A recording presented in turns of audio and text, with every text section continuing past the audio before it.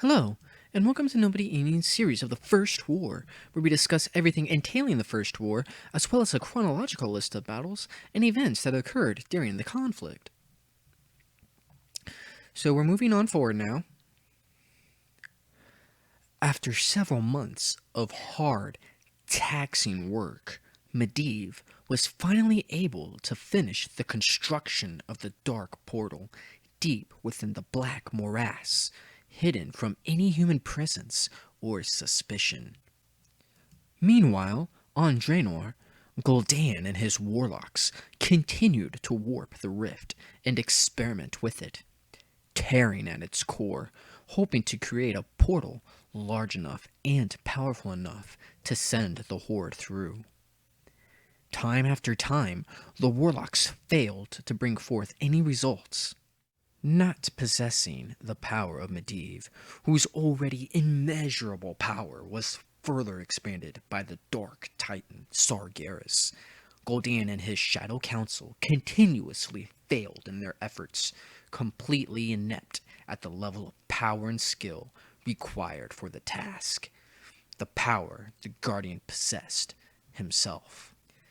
As the weeks turned into months, Gul'dan continued to expand the rift, twisting it into various shapes and images, shaping it into that of a portal. Gul'dan hoped the rift would feed the quasi-portal its own limitless supply of energy, and somehow create a true portal, one that would be equally as powerful as Medivh's. Medivh continued to show Gul'dan visions of his own creation and coached him through the process. Through trial and error, Gul'dan would eventually create the portal he so desperately desired. Finally, Gul'dan tried to force the rift into the shape of a massive portal, one far larger than he previously had done. However, Gul'dan ordered his warlocks to do the opposite of what they had done throughout their own experiments. Gul'dan ordered his warlocks to not twist the rift's power or tear at its core, but rather to feed it their own energies and allow it to consistently maintain its own power. Gul'dan hoped by doing this, the portal would expand and absorb nearby material into its very heart. Once everything was in place, Gul'dan prepared his warlocks and led them into their channeling. Gul'dan concentrated all of his magic and power, channeling his energies, and prepared to open some new gateway, while his warlocks linked their own thoughts and magic to the rift and to his own mind. Pressing long and hard, and nearly losing his own sanity and consciousness, Gul'dan miraculously created the doorway to the human world. In a flash of blinding light, the rift shifted and formed into an image that Gul'dan thought of. The warlocks released their powers and all their spells simultaneously, maintaining the image while feeding it their own power.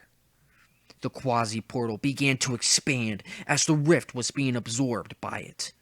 Gul'dan finally released his own spell he had been channeling throughout the minutes, in a massive display of power and elegance, and in a blinding flash of light, and a burst of power that threw all back, the dark portal was finally born, exploding with energy and power before finally subsiding and maintaining itself. Nearly a month later, Medivh and Gul'dan, with the assistance of his most powerful warlocks, linked their portals together and finally bridged the gap between the rift on Draenor to the portal on the human world, and the gateway between the worlds was finally opened. Still convinced that Gul'dan's corruption would destroy his people, Durotan, in a last-bid effort and attempt to redeem his people, spoke out against the warlocks one final time. The brave chieftain claimed that the warlocks were destroying the purity of the Orcish spirit and had enslaved their race to demonic creatures. Durotan further enraged Gul'dan and his warlocks by claiming that their plans for such a reckless invasion would be the doom of their entire race. Many orcs viewed Durotan as a wise and charismatic chieftain, but were torn with their conflicting loyalties and beliefs, for Gul'dan had granted the orcs victory over the world and now promised them an escape to a new, brighter future. Still, despite the strong loyalty the orcs held for Gul'dan, he was unable to risk killing such a popular hero among the orcs, and thought of yet a better way to deal with his rival once and for all. Gul'dan knew that if Durotan were to be killed, the orcs would be locked in a bloody civil war between Gul'dan's Shadow Council and the Horde against the Frostwolf Clan and its various allies. The orcs' loyalty to Gul'dan continued to be questioned by Durotan, who was a continuous thorn in the warlock's side. Rather than risk such a calamity, Gul'dan opted for a better solution, one that would get rid of both his arch-nemesis, his loyal followers, and serve as an example to all of the orc clans. Gul'dan would use the Frostwolf clan as an experiment and exile Durotan and his clan into the far reaches of this new world. The Frostwolf clan would be forced to pass through the portal, leaving their cursed brethren behind forever, and for the orcs on Draenor to see what the side effects of the portal were with living beings that passed through it. The results were more than what Gul'dan could have ever hoped for. Upon seeing the orcs unharmed traveling through the portal, Gul'dan ordered orc scouts and grunts through the portal and to survey the land that they would arrive in. Once there, the grunts were to secure the portal on the human side for the Horde. Few clans were willing to pass through the portal, fearing for their lives and souls, but Gul'dan forced them to pass through anyways. Through subtle manipulations, speeches of glory and conquests, blackmail, shaming tactics, or outright forcing them through with threats of death and death in the afterlife. One way or another, Gul'dan forced all of the clans to pass through the portal. Some went seeking glory and battle, others to prove their own worth to themselves as well as the other clans, showing they were no cowards, and to prove the strength and might that they could give to the Horde. Others were forced to go through the portal with the blades at their backs and whips cracking on their heels. In the end, the Horde, with all its might, would pass through. Once Gul'dan's warlocks had arrived, they were quickly greeted by Medivh, and with his help, the orcs secured the region immediately surrounding the portal.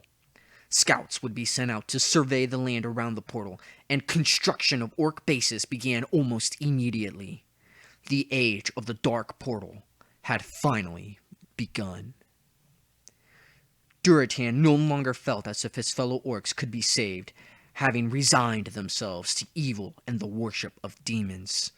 Durotan now sought a way to save his own clan, and led them as far away from the Black Morass and the Horde as possible. After several long months of constantly moving in the shadows, hiding from other races, and moving as fast as possible, Durotan finally arrived to a deep, isolated valley far to the north.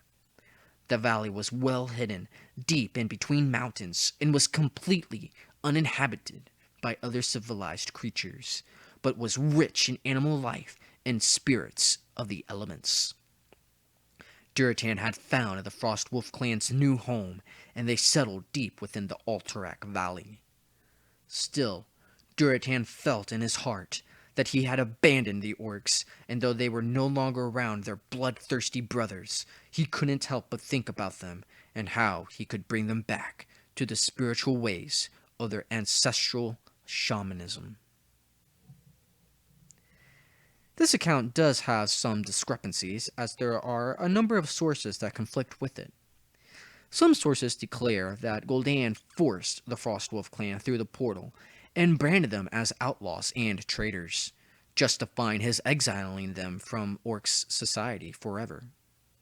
Where other sources declared Durotan fled the Horde, fearing for his life, and taking his clan with him through the Dark Portal as a way to escape the wrath of the warlocks.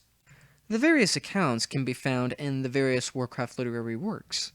In particular, the ones I used today were from the Dark Portal and the Fall of Stormwind, which can be found in WoW in-game, as well as the RPG books, which were written before World of Warcraft was ever created. Though there are some discrepancies, we still can place it within the timeline. Ultimately, we know the end results, and the Frostwolf Clan would not be heard of again for many, many years. That's it for today. This concludes the Exile of the Frostwolf Clan. Thank you for watching today's episode in this series. If you want to see more episodes and series, please subscribe to my channel and like this video. If you have any questions, comments, or concerns, please feel free to message me. Also, don't forget about our Facebook page that is up and running. The link to that is in the About box. Until next time, I will see you on the next episode.